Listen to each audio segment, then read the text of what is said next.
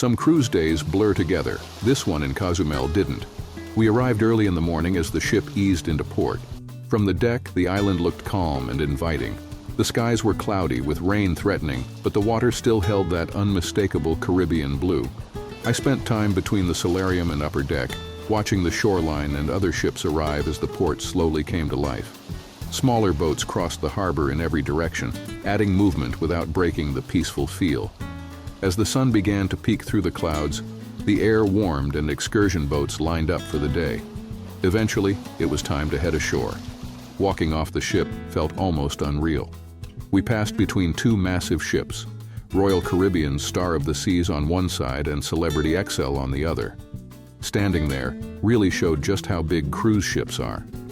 We walked down the pier past vendors offering tours and activities, then through the international cruise terminal filled with shops, restaurants, and taxis.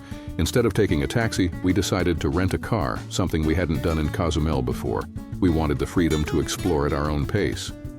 We drove along the coastal road toward Punta Sur, where the island feels wild and open, with strong winds, crashing waves, and endless Caribbean views. We stopped near Rasta Mama's and walked along the beach for a while. The waves were rough, but the energy of the place was incredible. As we headed back toward the port, the rain finally arrived. Honestly, it didn't take away from the experience. It felt good to be out exploring, even in the rain. Next, we drove into downtown Cozumel. Even though we had visited several times before, this was our first time really exploring the area.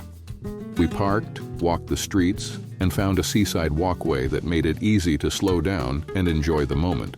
After returning the rental car, we headed back toward the cruise terminal. Later that evening, I went out to the upper deck and watched as cruise ships departed one by one, heading toward their next destination.